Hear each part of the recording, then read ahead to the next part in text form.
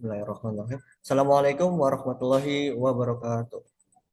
Yang terhormat Ibu Retno Ningrum Hidayah SE MSc MSc selaku dosen tata kelola manajemen risiko, dan yang saya banggakan pula teman-teman sekalian.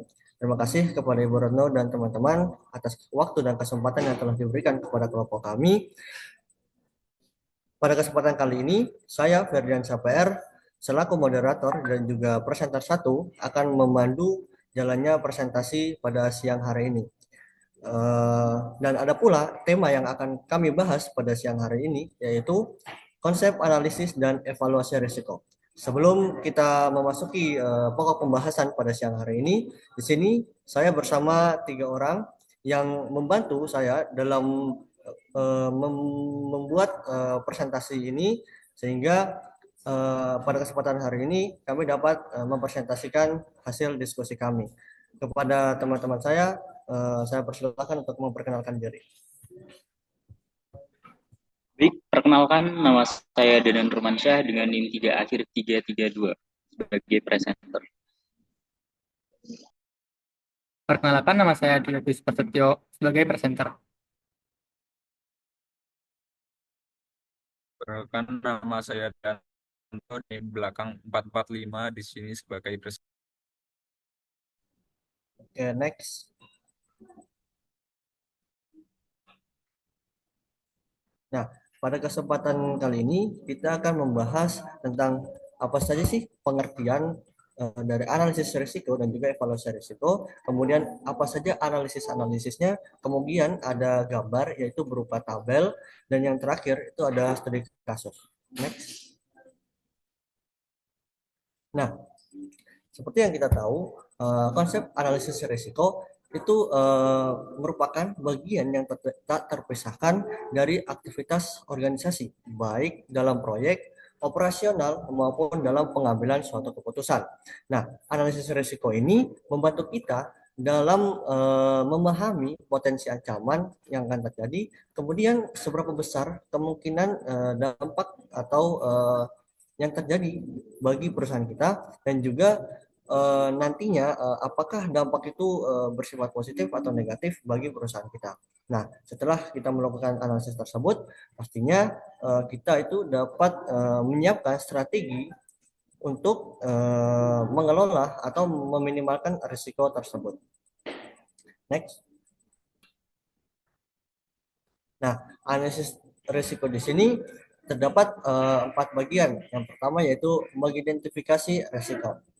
Nah, pada tahap ini merupakan fondasi utama bagi suatu perusahaan, di mana suatu perusahaan itu harus mendaftar semua potensi risiko yang mungkin muncul di perusahaan tersebut, baik dari faktor internal seperti sumber daya alam maupun dari faktor eksternal seperti perubahan regulasi atau perubahan kondisi pasar.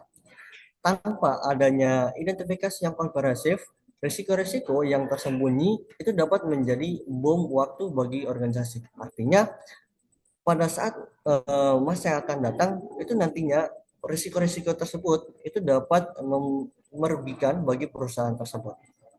Yang kedua yaitu setelah kita mengidentifikasi risiko, langkah selanjutnya yaitu menilai probabilitas terjadinya. Nah, di sini perusahaan itu menentukan seberapa besar kemungkinan suatu risiko itu benar-benar terjadi. Contoh, pada saat risiko gempa bumi di daerah rawan mungkin memiliki probabilitas yang tinggi, tetapi risiko serangan cyber di perusahaan dengan sistem itu memudahkan kita untuk menilai seberapa kemungkinan skala kriteria tersebut. Nah, kriteria di sini ada beberapa bagian. Coba di next. Nah, kriteria kemungkinan itu ada 5. Yang pertama, hampir tidak terjadi. Yang kedua, jarang terjadi. Yang ketiga, kadang terjadi. Keempat, sering terjadi. Dan yang kelima, yaitu hampir terjadi. Kembali ke slide sebelumnya. Nah, yang ketiga yaitu memprediksi impact atau memprediksi dampak. Nah, dampak di sini itu tidak hanya diukur secara finansial saja, tetapi juga mencakup reputasi, operasional, dan atau bahkan keselamatan bagi karyawan di perusahaan tersebut. Nah, kriteria di sini itu kriteria di sini yang digunakan itu berkisar dari tidak signifikan hingga sangat signifikan. Next slide saja. Nah, bisa lihat di sini kriterianya itu ada yang pertama tidak signifikan, yang kedua ada minor, yang ketiga moderat, yang keempat signifikan, dan yang kelima adalah sangat signifikan. Nah, kembali.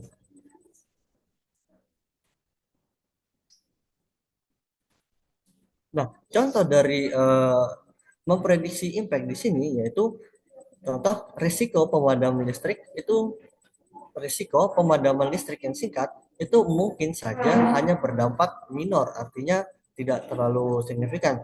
Tapi jika risiko kebocoran data pelanggan itu sangat berdampak atau sangat signifikan bagi kepercayaan publik. Nah, jadinya pada memprediksi impact ini perusahaan itu dapat meminimalisir hal-hal yang dapat merugikan bagi perusahaan mereka.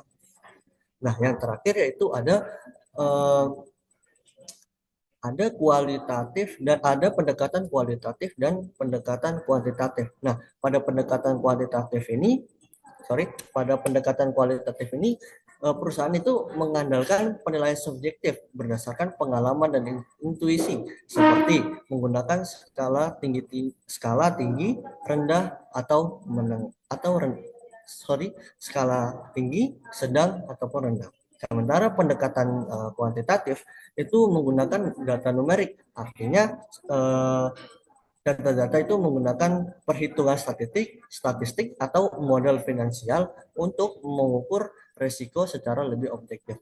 Nah, keduanya itu pasti saling melengkapi satu sama lain. Jika pendekatan kualitatif itu untuk mengukur risiko yang kompleks dan sulit diukur, sedangkan pendekatan kuantitatif itu untuk mengukur risiko yang membutuhkan presisi. Nah, kenapa sih ini penting atau kenapa sih analisis risiko ini penting? Karena analisis risiko ini merupakan jantung dari tata kelola risiko yang baik. Menurut standar ISO 31000 menekankan bahwa organisasi harus secara protektif mengidentifikasi, menilai, dan merespon risiko untuk mencapai tujuan yang strategis. Tanpa analisis yang matang, keputusan yang diambil itu dapat berisiko tinggi atau justru menghambat inovasi. Tentunya analisis risiko ini bukan untuk tentang menghilangkan semua risiko, tetapi untuk memahami dan mengelolanya secara bijak. Dengan menentukan level risiko, organisasi atau perusahaan itu dapat mengalokasikan sumber daya secara efisien, fokus pada ancaman terbesar, dan tetap tangguh dalam ketidakpastian. Mungkin itu saja yang dapat saya sampaikan. Saya kembalikan ke presenter selanjutnya.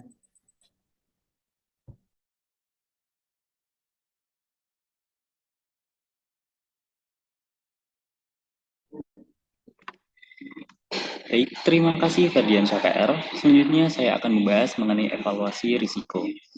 Namun sebelum saya lanjutkan, saya ingin memberikan penjelasan sedikit perbedaan antara analisis risiko dan evaluasi risiko.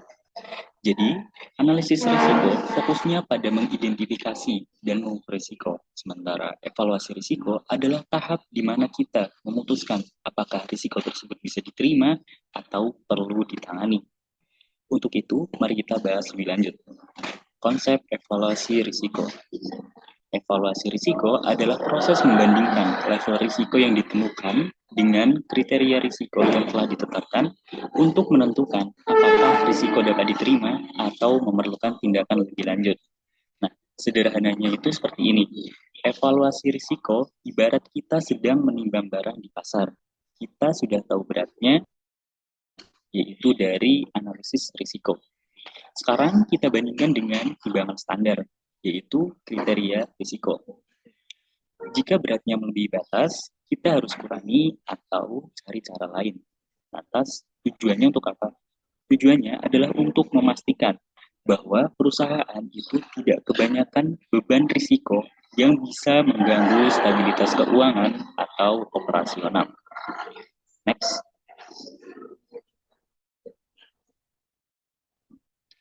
Kemudian ada tahapan evaluasi risiko. Untuk tahapan yang pertama, ini menentukan prioritas risiko berdasarkan besaran risiko. Di antaranya adalah risiko tertinggi mendapat prioritas utama. Yang kedua ada jika ada besaran yang sama, ditentukan berdasarkan dampak terbesar. Yang ketiga, jika masih sama, ditentukan berdasarkan kategori risiko tertinggi. Yang keempat, jika tetap sama, ditentukan berdasarkan judgement atau pertimbangan atau keputusan pemilik risiko. Nah, maksudnya di sini adalah misalnya kita punya 3 risiko di perusahaan. Yang pertama risiko A, ini kerugiannya sebesar 500 juta rupiah, dampaknya adalah tinggi, dan kategorinya adalah keuangan. Yang kedua ini ada risiko B, kerugiannya adalah sebesar 500 juta rupiah, dampaknya adalah sedang, dan kategorinya adalah operasional. Yang ketiga ini ada risiko C, ini kerugiannya sebesar 300 juta rupiah, dampaknya adalah tinggi, dan kategorinya adalah reputasi. Nah, menurut kriteria prioritas, manakah yang didahulukan? Jadi, dari ketiga risiko yang ada, risiko A menjadi prioritas utama karena memiliki kerugian 500 juta rupiah dengan dampak tinggi. Sedangkan risiko B itu menempati urutan kedua, meskipun kerugiannya sama seperti risiko A, tetapi dampaknya lebih rendah, yaitu sedang. Untuk risiko C itu menempati urutan terakhir karena kerugiannya lebih kecil, yaitu 300 juta rupiah, meskipun dampaknya itu tinggi.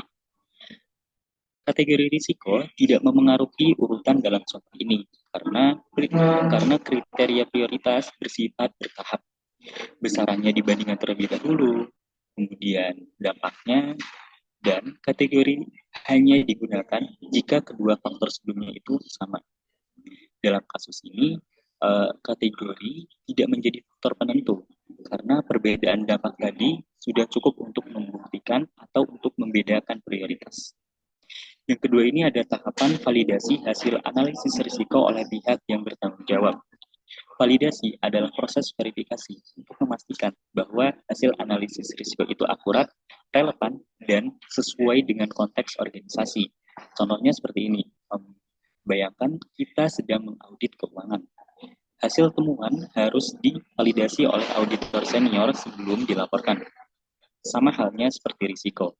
Kita perlu konfirmasi dari manajer atau tim terkait agar keputusan yang diambil ini objektif, sesuai dengan fakta, dan tidak dipengaruhi oleh sudut pribadi.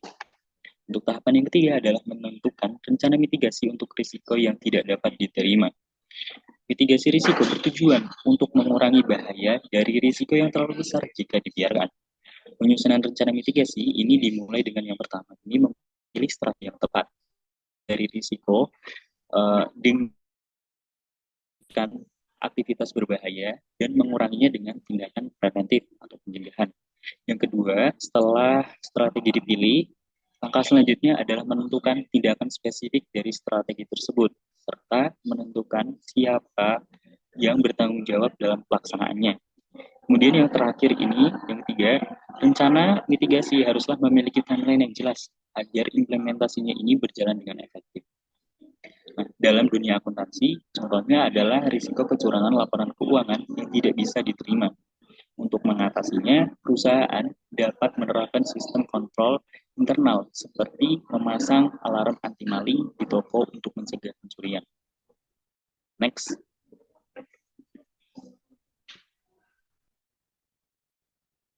Kemudian kriteria risiko. Evaluasi risiko ini mirip seperti menilai utang perusahaan. Kita tidak hanya melihat besarannya, tetapi juga mempertimbangkan berbagai faktor yang lain. Keputusan evaluasi risiko harus konsisten dengan yang pertama ini, tingkat dampak dari risiko yang terjadi. Seberapa besar efek dari risiko tersebut jika terjadi? Misalnya, sebuah perusahaan gagal membayar utang dalam jumlah besar. Akibatnya bisa sampai bangkrut. Jadi, semakin besar dampaknya, semakin tinggi resikonya. Yang kedua ini kemungkinan timbulnya kejadian risiko tertentu atau kemungkinan terjadi. Seberapa besar kemungkinan risiko terjadi? Misalkan perusahaan punya riwayat sering telat bayar hutang, maka risiko gagal bayar tentu lebih tinggi dibanding perusahaan yang selalu tepat waktu dalam membayarnya. Yang ketiga ada efek kumulatif dari berbagai kejadian risiko. Bagaimana dampaknya jika beberapa risiko terjadi secara bersamaan? Nah, bayangkan kalau perusahaan memiliki dua utang besar yang jatuh temponya bersamaan. Tentu, bebannya lebih berat dibandingkan perusahaan yang memiliki hanya satu utang. Yang keempat, ada rentang ketidakpastian terhadap tingkat risiko. Seberapa tidak pasti kondisi yang dihadapi. Jika pendapatan perusahaan tidak stabil atau sering fluktuatif, maka risiko gagal bayar menjadi lebih sulit diprediksi. Next.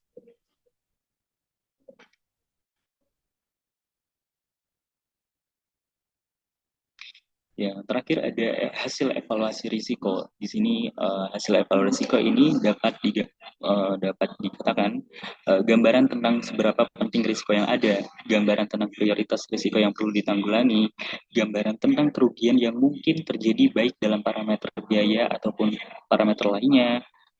Dan selanjutnya masukkan informasi untuk pertimbangan tahapan pengendalian. Jadi intinya evaluasi risiko ini membantu kita dalam membuat keputusan yang lebih bijak. Tanpa evaluasi yang tepat, kita bisa saja membuang sumber daya pada hal yang kurang penting. Sementara risiko besar justru diabaikan. Jadi setelah kita mengetahui hasil evaluasi ini, kita bisa menentukan tindakan yang paling efektif untuk meminimalkan dampak risiko. Mungkin itu saja dari saya. Saya serahkan kepada.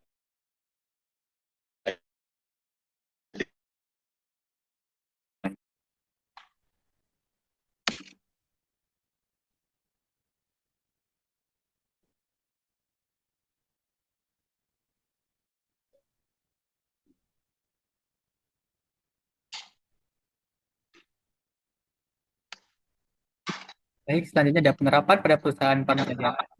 Jadi perusahaan pamjaya itu menerapkan cara-cara untuk mengidentifikasi risiko. Yaitu ada empat cara. Yang pertama ada memahami sasaran organisasi.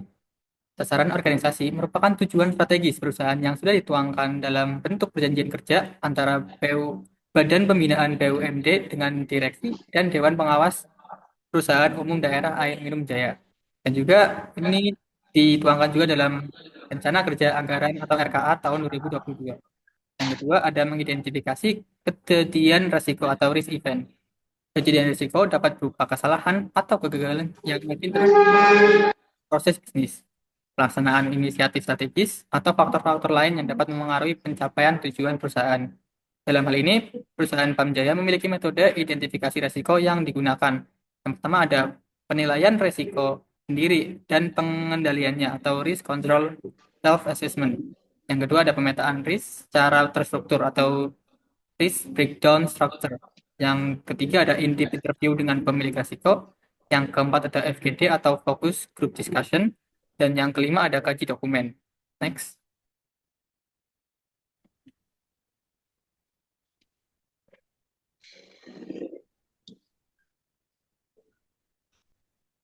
Baik, yang selanjutnya ada cara ketiga yaitu setelah kita mencari identifikasi tersebut, kita itu akan mencari penyebabnya.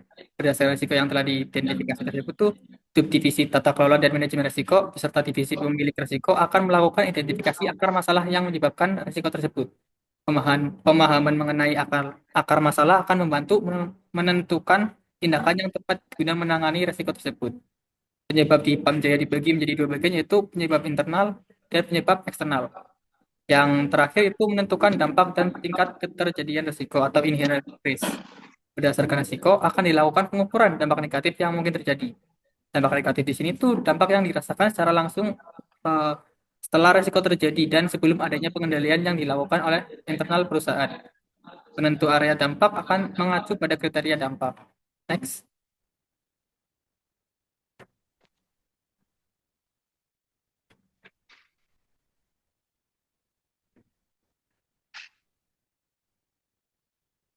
Oke, baik. Di sini, oke, baik di sini. Selanjutnya adalah analisis risiko. Setelah perusahaan Pamjaya ini melakukan identifikasi dari risiko-risiko yang mungkin dapat terjadi, selanjutnya PT Pamjaya ini melakukan yang namanya proses analisis risiko. Di dalam proses analisis risiko ini ada beberapa tahapan yang dilakukan oleh Pamjaya. Yang pertama ada menginventarisasi sistem pengendalian internal yang telah dilaksanakan.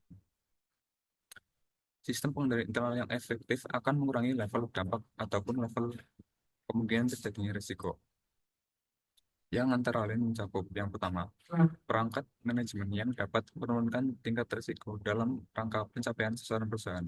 Yang kedua, SOP atau Standar Operating Procedure, pengawasan yang melekat, review perjanjian, regulasi, dan pemantauan rutin atas setiap risiko tersebut. Lalu tahapan yang kedua itu adalah menentukan dampak dan tingkat keterjadian risiko atau residual risk. Jadi berdasarkan risiko yang telah diberikan oleh internal perusahaan, maka akan ditentukan area dampak yang relevan dengan risiko tersebut. Estimasi level dampak risiko dilakukan dengan mengukur dampak yang disebabkan apabila risiko terjadi dalam 1 tahun setelah mempertimbangkan sistem pengendalian internal yang dilaksanakan dan berbagai faktor internal ataupun eksternal lain yang dapat mempengaruhi risiko tersebut. Lalu tahapan yang ketiga adalah menyusun peta risiko atau heat map. Peta risiko di sini merupakan gambaran kondisi risiko yang mendeskripsikan posisi seluruh risiko dalam sebuah diagram atau matriks risiko. Peta risiko dapat disusun per risiko, per kategori risiko, ataupun per divisi unit pemilik risiko. Lalu selanjutnya, tahapan yang keempat adalah menyusun prioritas risiko berdasarkan nilai risiko. Sama seperti yang dijelaskan pada materi evaluasi risiko tersebut tadi yang di awal. Jadi prioritasnya ini di sini ada 4. Yang pertama, risiko yang memiliki nilai paling tinggi akan menjadi prioritas utama atau prioritas utama. Lalu, apabila terdapat lebih dari satu risiko yang memiliki besaran risiko yang sama, maka prioritas risiko ditentukan berdasarkan urutan area dampak dari yang tertinggi hingga terendah sesuai kriteria dampak.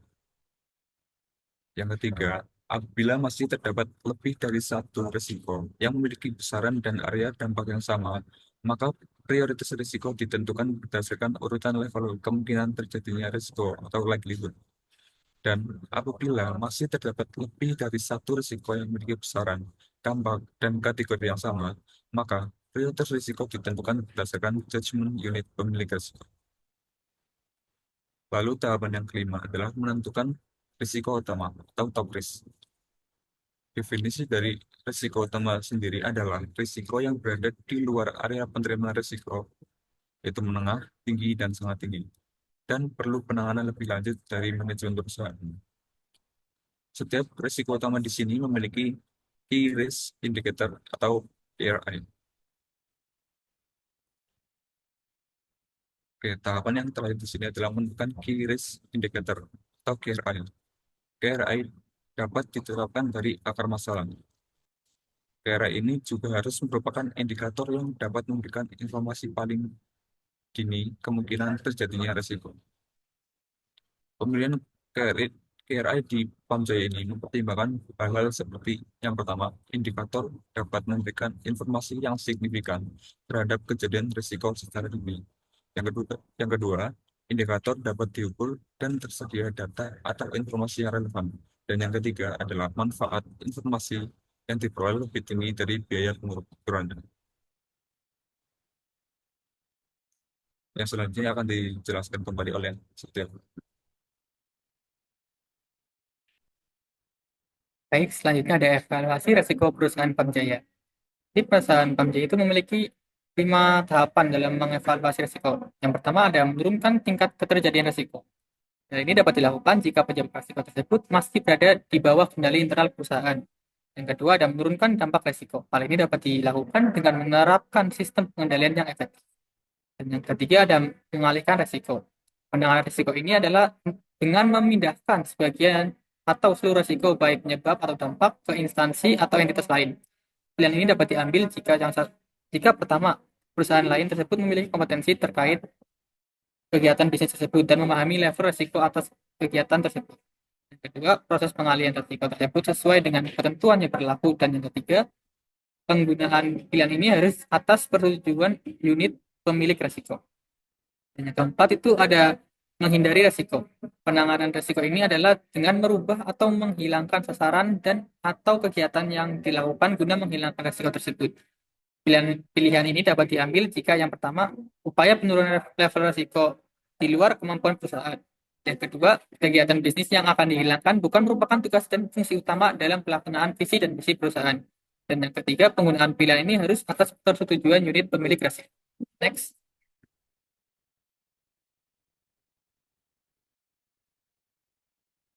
Selanjutnya, yang kelima, menerima risiko. Penanganan risiko ini adalah dengan tidak melakukan tindakan apapun terhadap risiko tersebut. Pilihan ini dapat diambil jika yang pertama, upaya penurunan level risiko di luar kemampuan perusahaan. Yang kedua, kegiatan bisnis terkait risiko merupakan tugas dan fungsi utama dalam pelaksanaan visi dan misi perusahaan. Dan yang ketiga, penggunaan pilihan ini harus atas persetujuan unit pemilik risiko. Selanjutnya saya akan kembalikan ke moderator.